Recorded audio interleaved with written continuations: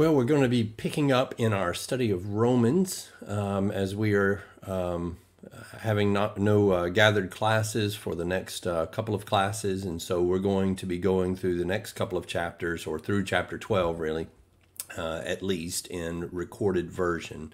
We're really picking up, if you've been following along in our classes online, and of course those who are attending classes, we're picking up at the end of chapter 11. We got most of the way through that last Wednesday night, and so we're going to be picking up there at the very last few verses, around about verse 30. If you recall, as we're going through chapter 11, the argument that's being made is that God has not rejected Israel simply because they are Israelites. There is still a path to salvation for the Israelites. And he lays out that path, and it is the same path that the Gentiles have taken. Now, he gives warning to the Gentiles that they should not take any pride in this, no element of being puffed up because of their salvation, that there's a connection between their salvation and what the Jews have lost. In the same way that the Gentiles have gained salvation, that's the path for the Jews to gain salvation. So we're going to look at those last few verses of chapter 11 and get in fairly quickly to chapter 12 in this class. Well, question number 7 was, what does the disobedience of Israel have to do with the mercy towards the Gentiles? So Romans chapter 11 and verse 30, it says, for just as you once were disobedient to God, but now have been shown mercy because of their disobedience, so also these now have been disobedient, that because of the mercy shown to you, they also may now be shown mercy. He goes on to say, for God shut up all in disobedience that he may show mercy to all. I think there's some real connections here to the arguments that we see back at the beginning of the book in chapter 3, where he talks about all sinning and falling short of the glory of God. Here, remember, we talked about this from the standpoint of Israel's failures opening the door to the Gentiles for the gospel to be preached to the Gentiles. We see this in Jesus's ministry. We talked about that in Paul's ministry, that quite literally the rejection by the Jews as it was being preached pushes the gospel out towards the Gentiles. And so there's several ways in which we might think about their failure opening up the door. Yet another way to think about that is actually their crucifixion, right? The Jewish persecution and ultimate crucifixion of Jesus is the thing that produced the mercy, the very mercy that would save the Gentiles and incidentally would also save the Jews. So a number of different ways in which we could apply that kind of notion that the failure of the Jews brings mercy to the Gentiles. But as we go on, it says he shut up all in disobedience so that he may show mercy to all. Now, some people might think that this is that idea of God shutting up all into disobedience. They think that refers to God's sovereignty, right? Like he's taking these measures to force people into sin, whether it's through total depravity, inherited depravity, or what have you. But I think it goes back to something we said earlier. It's sort of like hemming them up. It's cornering them. And the arguments that Paul has been making has cornered everyone into disobedience. We might say he's convicted everyone into disobedience so that no one can make the claim of righteousness. No one can make the claim of obedience from the standpoint of keeping all the commands, certainly not in the way that the Jews would think what that terminology would mean. So he says God has shut them all up into disobedience. And he says, oh, the depth and the riches, both of the wisdom and knowledge of God. How unsearchable are his judgments and unfathomable his ways. Here it looks like, as God is hemming everybody up into unrighteousness and condemnation for their sins, it looks like this is defeat. It looks like this is the end, right? So when you get backed into a corner, that's when the game is up. But God corners us into disobedience and convicts us in disobedience so that he can save us from that, which, from a worldly perspective, is a very unexpected result of being shut up in disobedience. We don't expect to be shut up into something so that we can be set free from it. The idea is that we are in disobedience, but God is hemming us up in that disobedience so that He can show us the path out of it. And so that's how unfathomable are His ways. What an unexpected turn of events. What a glorious thing. And so we want to be impressed with the way God has brought us to this point. And then he says this. He has two quotations, one from Isaiah and the other likely coming from the book of Job. Who has known the mind of the Lord, or who became his counselor? And who has first given to him that it might be paid back to him again? I think at this point, again, as we're thinking of the Jewish audience and also the Gentile audience, but particularly that Jewish audience, all of this must sound so convoluted. For them, their thought process would be fairly straightforward. We are the Jews. We are the saved people. That is that. What more discussion is needed? And so this sort of a winding path that Paul has been laying out as he's showing, it seems winding. In some ways, it's actually more straightforward, straight to Jesus the whole way. But you could understand from a Jewish mind this winding path that Paul has been presenting that ultimately will bring salvation for the Jews and the confusion. And he's saying, I know it may sound confusing, but it's a glorious truth. And what it tells us is, they might have thought this is not what we would think of. This is not what we would have as a plan, obviously.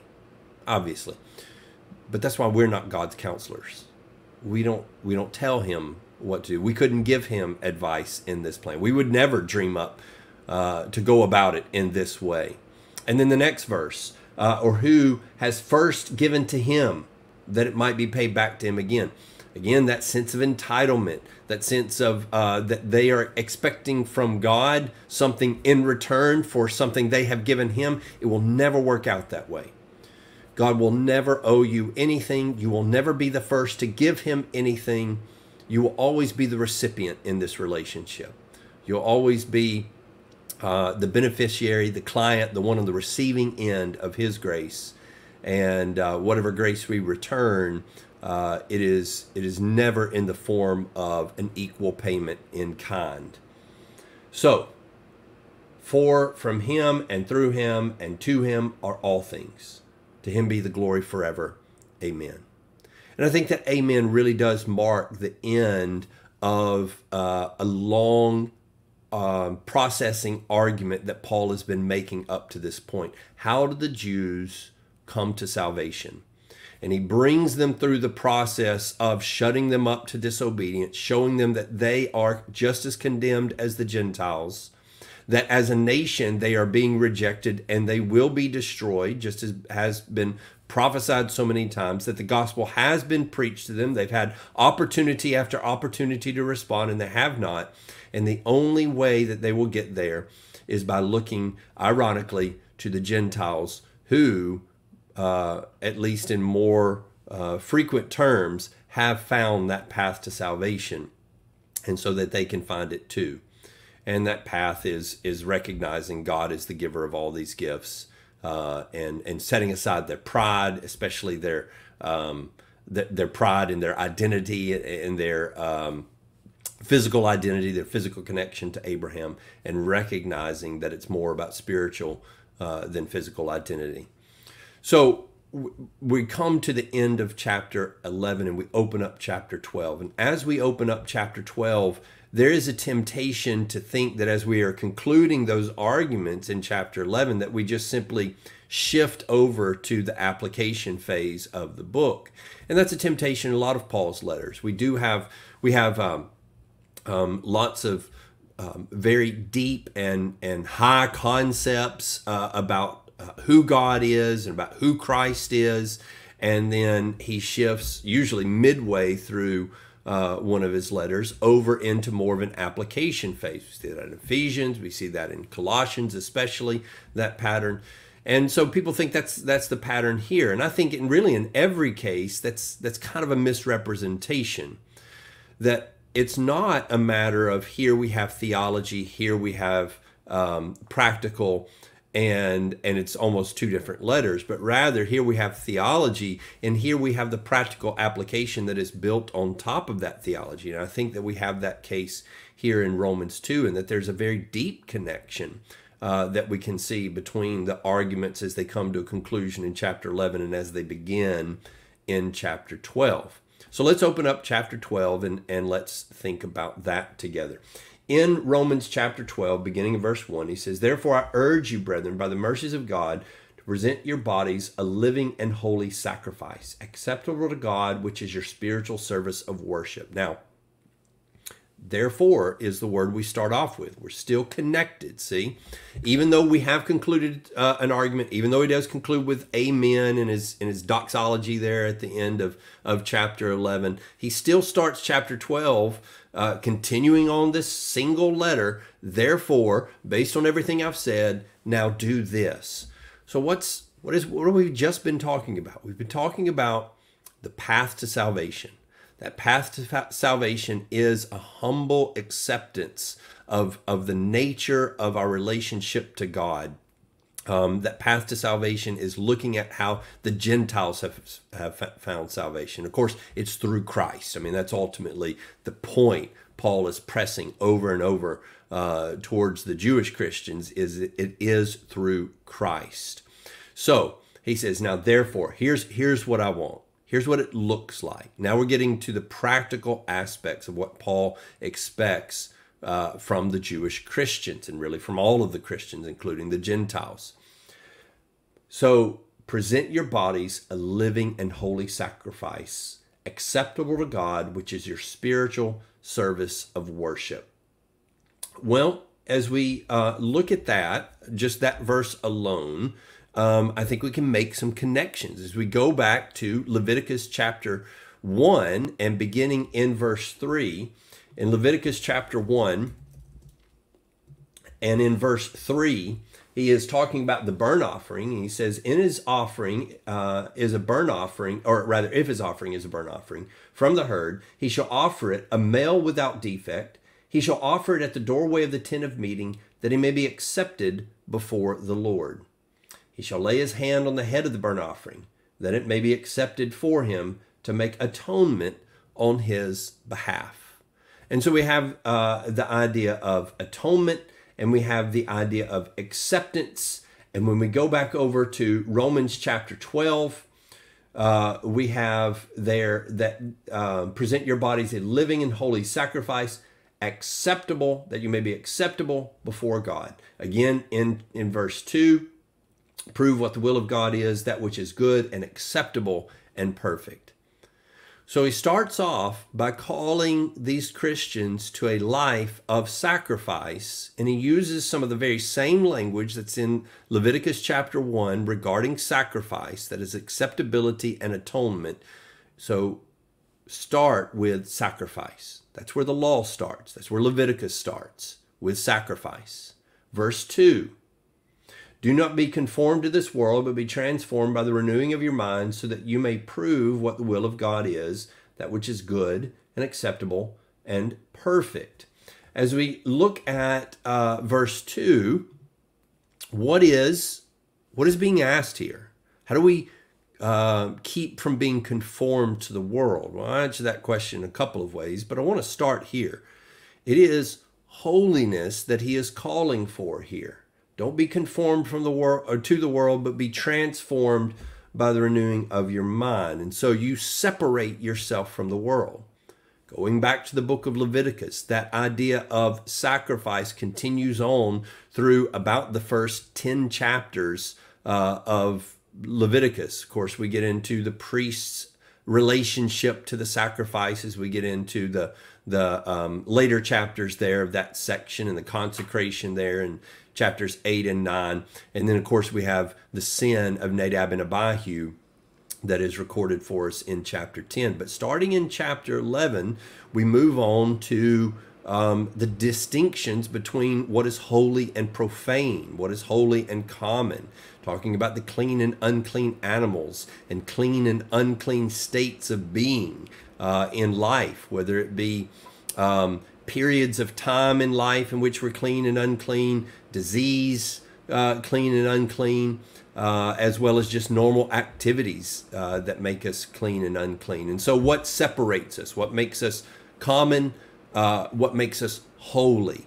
I think holiness is the next concept. Separateness is the next concept presented in the law as you're going through the book of Leviticus. It kind of reaches a moral crescendo in chapter 18, where he talks about sexual purity and being distinct from the nations that are around there. Don't participate in sexual immorality the same way that they do. Now think about that. Here's Paul calling Jewish Christians to live a life of faithfulness to Christ. I think he may be appealing to the very language and even the ordering of the law as it is presented in the book of Leviticus, where he tells them to start with sacrifice, and on the sacrifice build holiness. And then, of course, as we continue on through the rest of the chapter, he moves on to talk really more about love and love of one another. As we go back to the book of Leviticus in chapter 19, about midway through the chapter, we have that command to love your neighbor as yourself. And so, and many of the commandments in chapter 19 have to do with the way that we treat our neighbor. So, sacrifice, holiness, love your neighbor. Paul here starts with sacrifice, then holiness, then love your neighbor. And I believe what very well may be the point in all of that is to say to these Jewish Christians, I am pointing you, I'm asking of you, Christ is asking of you the very same things that God has always asked of you. Right? He's not asking you to throw away everything you've learned, everything you've known about God, unless all of those views are perverted views. And I think that many of them were. But for faithful Jews, it was really a seamless transition. It was not some radical overhaul of the way that they viewed God, but rather taking their vision of God and bringing more focus to it, bringing more clarity to their understanding of God as they see him presented in the flesh. And when we say, what do we do to follow Jesus? The law really educates us and really gives us the very foundations of what it is that God wants from us in a relationship with him. And so far from being a hindrance from following Christ, the law should educate us about following Christ. And I think it should lay the groundwork. Now, we might notice that a lot more time is being spent on love of neighbor here in Paul's epistle to the Romans than maybe we would find in the book of Leviticus. But the concept of loving neighbor is the very thing that they're having trouble with. They understand the sacrifices and the holiness, at least in some manner. But what they've really missed is how love thy neighbor affects all of that, how it is mingled in with all of that.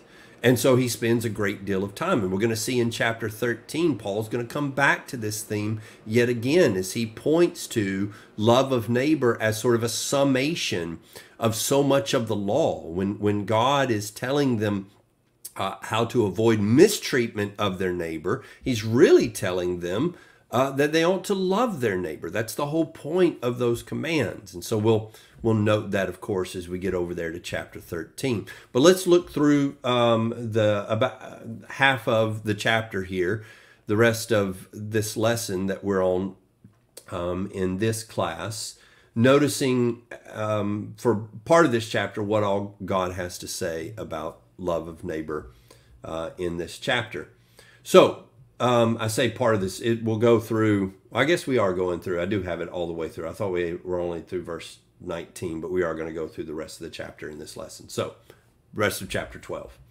All right, so picking up in verse 3, it says, For through the grace given to me, as I say to everyone among you, not to think more highly of himself than he ought to think, but to think so as to have sound judgment, as God has allotted to each a measure of faith. For just as we have many members in one body, and all the members do not have the same function, so we, who are many, are one body in Christ, and individually members of one another. Since we have gifts that differ according to the grace given to us, each of us is to exercise them accordingly. If prophecy, according to the portion of his faith; if service, in his serving; or he who teaches, in his teaching; he who exhorts, in his exhortation; he who gives with liberality; he who leads with diligence; and he who shows mercy with cheerfulness. As we think about that, as we think about that section, a question that we have in our lesson is, how should we view each other and ourselves in the faith? And I think to sum up is not to think more highly of ourselves than we ought to think, and to think of others, or to esteem others more highly than ourselves. And so I think just directionally, how do we view others? We're looking up, right? We don't look down on others, we look up at others. And to do that, we're going to have to set them up in our minds. We're going to have to think more highly of them than perhaps we have in some cases. In the case of the Jews and Gentiles, this is something they really needed to work on. The very word Gentile had a downward thought process for the Jew, right? They could only think in downward terms towards the Gentiles. And so what they had to do is elevate them. That's my brother that we're talking about. And so elevate him to the mentality of brother. And maybe even that is insufficient because many of the Jews had a problem with that even. But elevate them to the esteem of one who has been accepted and as an heir in all the ways that Paul has been fleshing out throughout the book, and esteem them in those ways, and esteem them and yourself for whatever they bring to the table. Don't fail to esteem them because they are only exercised or only talented in this area, that this is the area where their strength is. Well, they don't have strength over here. Okay, that's okay. They don't have to have strength in that area. God gives to each one in various measures, and each one is supposed to do the best they can with that. We have a very Matthew chapter 25 parable of the talents idea here, that you take whatever talents you have and you use them well. And it's not just that you use them well, but you measure and you think about others in terms of, are they using their talents? Not are they developing the talents you think they ought to have, but rather are they developing the talents that they actually have? And are they being servants of God in their own terms, not in the terms that you ought to be? And in that light, we ought to really be focused on developing our talents more than judging the talents of others, because we know best what our own talents are. We know better. We're better equipped to think and work in that area than working in other people's gardens, as it were. Well, continuing on in chapter 9, he says, so let love be without hypocrisy. Abhor what is evil, cling to what is good, and be devoted to one another in brotherly love, giving preference to one another in honor. There's this idea of giving preference to one another. There's a sense in which we point out from time to time God takes no preference. He's not a respecter of persons. And so, this sounds like preferential treatment. Well, there's a sense in which it is preference or preferential treatment. That is preference over myself, I think, is the idea. Not preference for this person over that person, but rather preference for this person over this person. To think more highly of them than myself. He says, in accomplishing this, or to accomplish this maybe, we need to be devoted to one another in brotherly love. That idea is strong language. So we have the word for brotherly love here. The idea of devotion carries with it the notion of affection. In fact, brotherly love here has that word affection combined here with the phileo, the brotherly love word. And so being devoted to developing that, I think, is important. We want to develop affection. We want to learn to like each other. I know there are times where we might say, I really try to love that person, but I don't like them very much. And I think there's a way in which that's understandable. I mean, I understand how that can happen, but we shouldn't be comfortable with that circumstance. There are people in our families that we work maybe very hard to maintain and build affection for, even when it isn't there naturally, or maybe it is there naturally. Maybe the instinct is there naturally to say, I really need to overlook these small grievances of mine because it's family or whatever. And so we're disposed to overlook those things when it's family or loved ones of some sort or another. That needs to be the way it is among God's people. There needs to be a devotion to that, which means we need to work hard at it.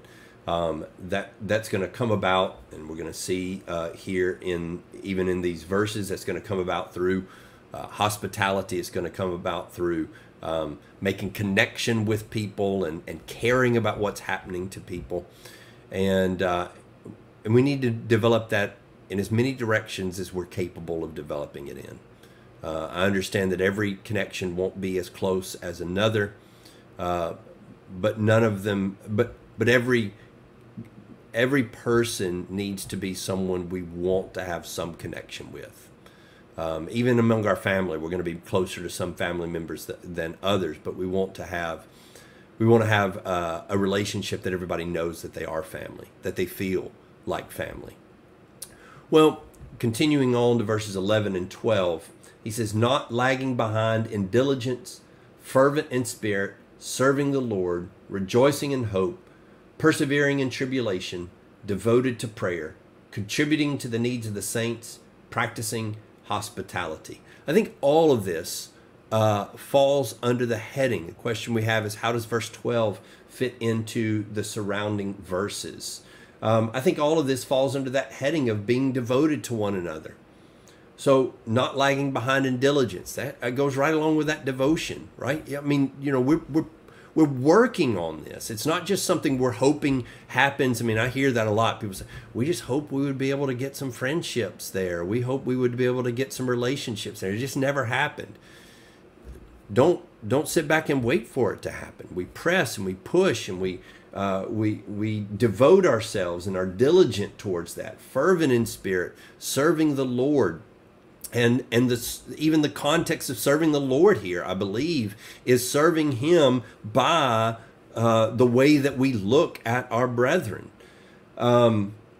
Rejoicing in hope, persevering in tribulation, devoted in prayer. I think, again, these are group activities, or at least they're in the context of group activities. Certainly a way in which these things can be done by yourself, but I think it's the idea of that, rejoicing together in common hope, that you're persevering together in tribulation, and of course that we're devoting ourselves to prayer together. These things are things that draw us together.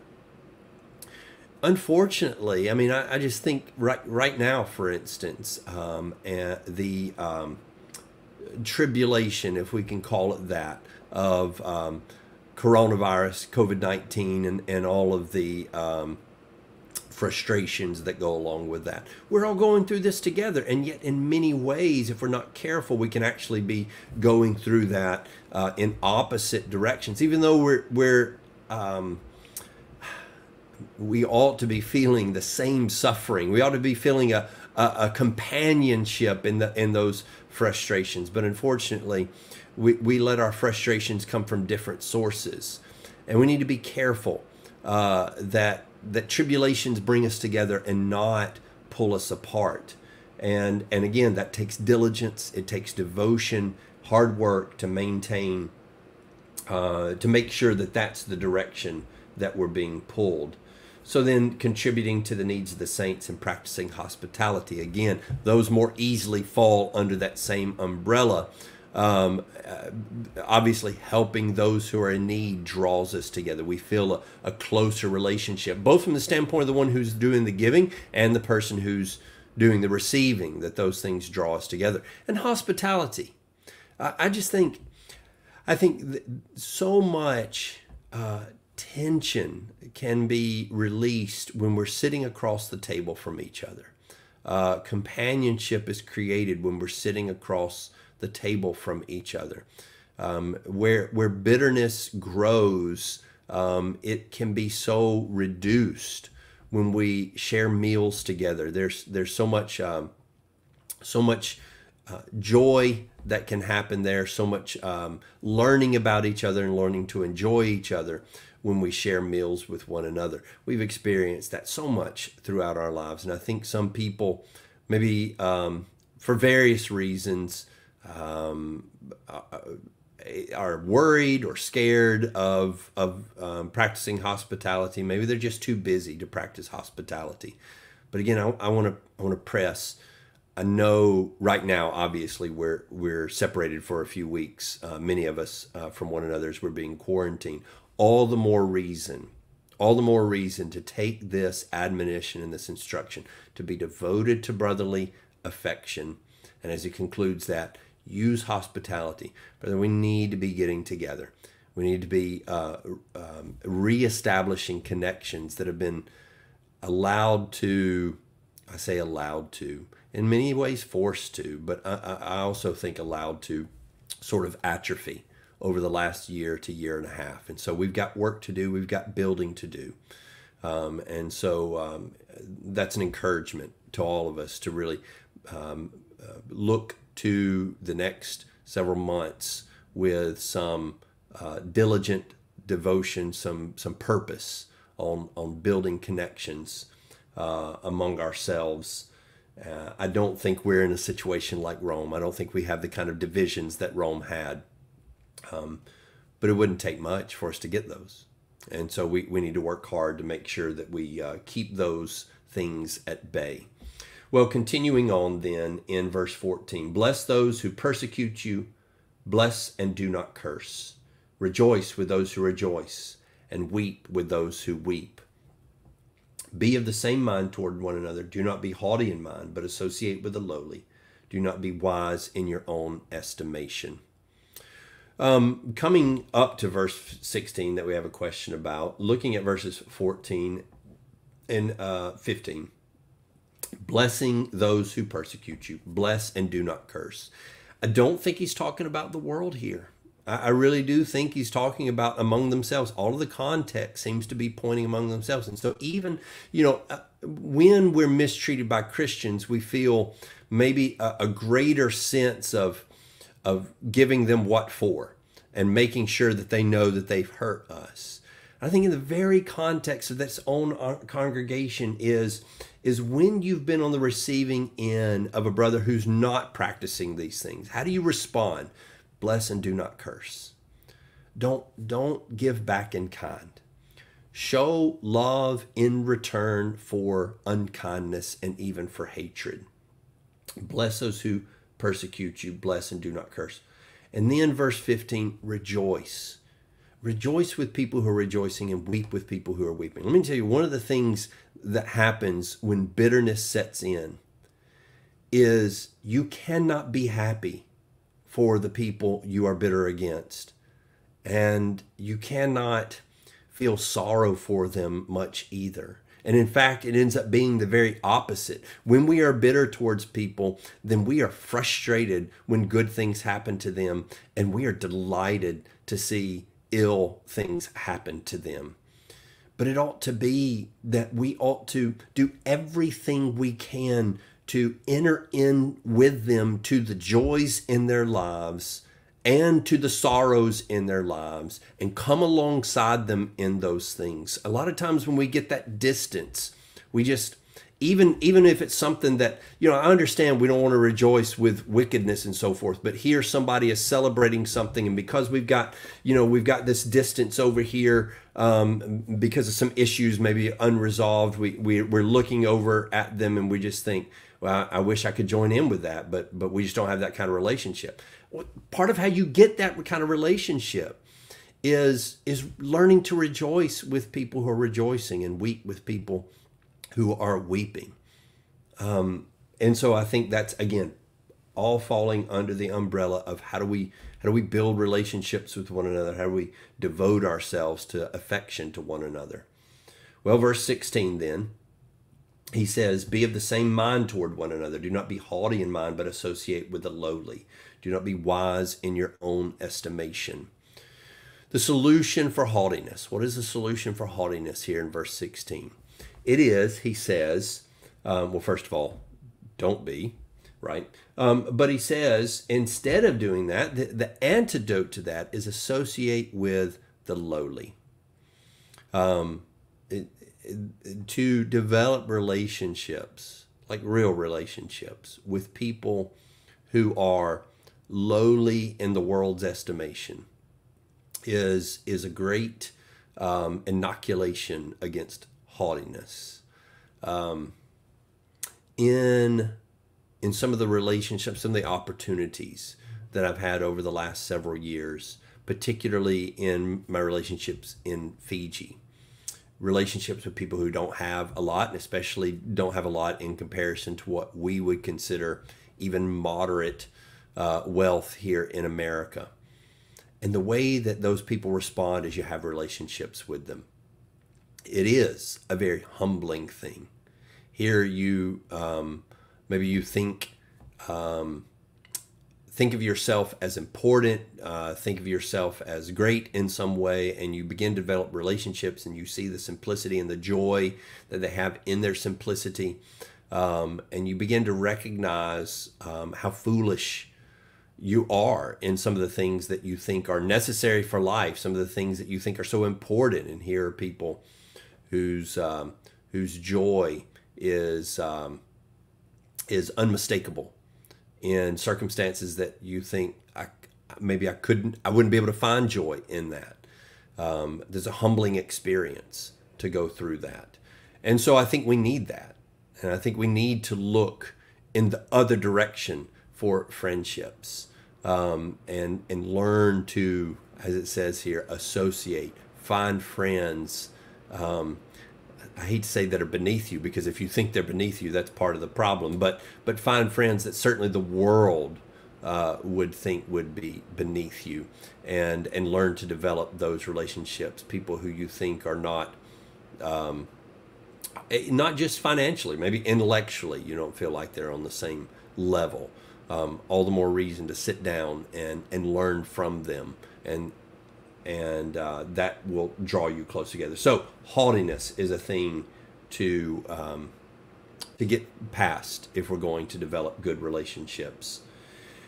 Finally, as we look through the last few verses here, never pay back evil for evil to anyone. Respect what is right in the sight of all men, if possible.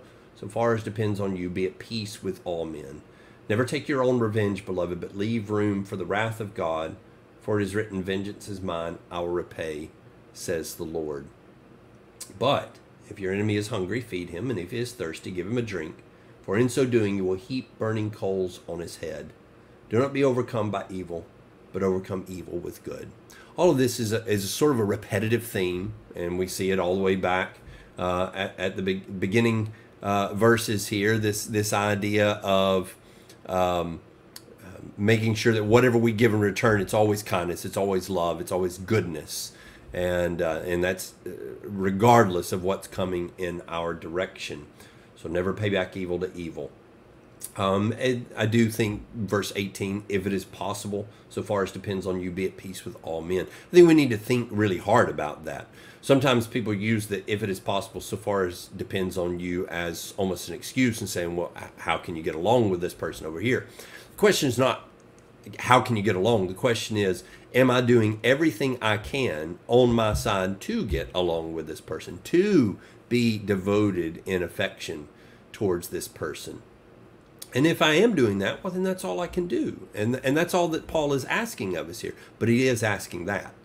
And sometimes that's quite a bit to be asked. And so we want to make sure to examine ourselves to see if we're living up to that standard. Now, verse 19 is interesting and asks the question, how do we reconcile Romans 12:19 with the old law? Where he says, it is written, vengeance is mine, I'll repay, says the Lord. Don't take your own revenge. And the reason I ask that is I think some people think that vengeance is allowable under the old law. But of course, this is being quoted from the Old Testament. It's being quoted from Proverbs, but nevertheless, it's being quoted from the Old Testament as a principle that you do not take your own revenge.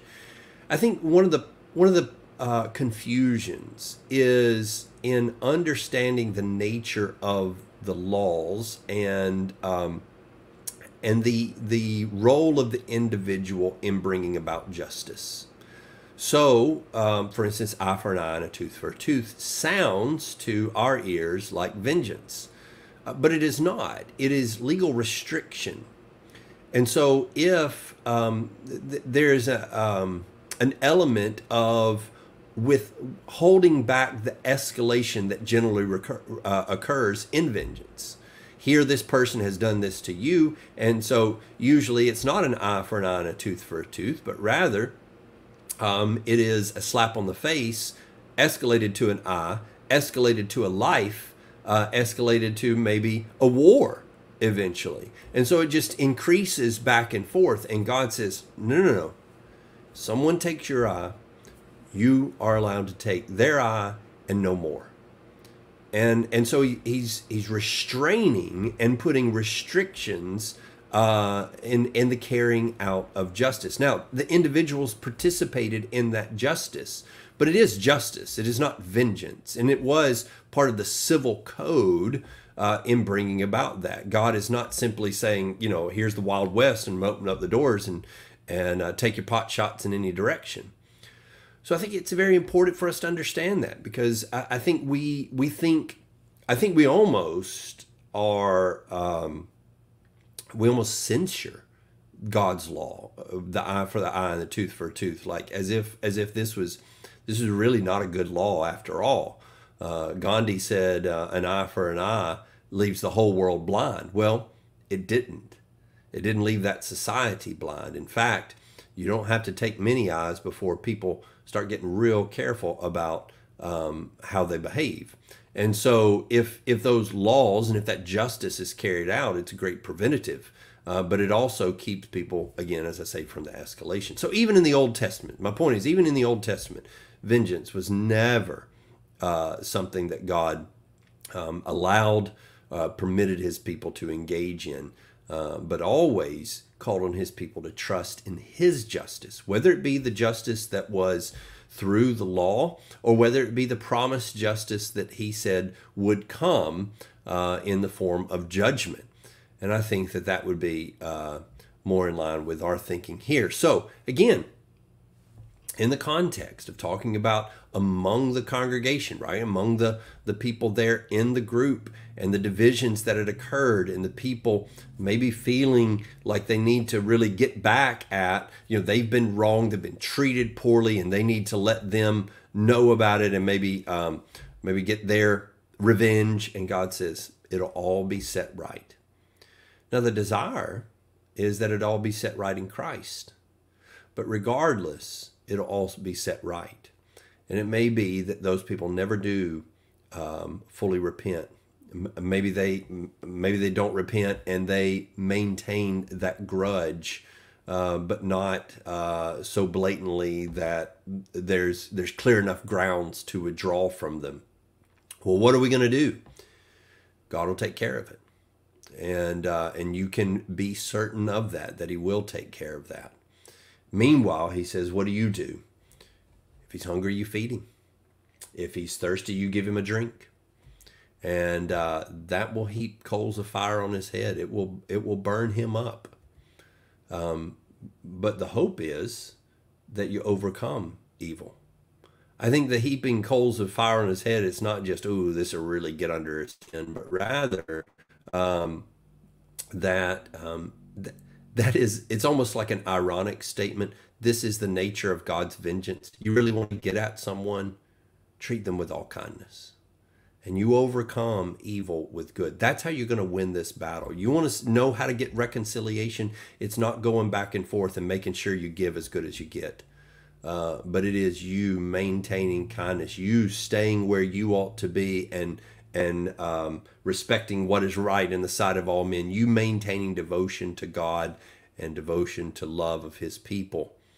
And that is the only thing that will ever win the day. The other can only make it worse, which it seems is a great possibility in a congregation where there's such deep division. So here's the path.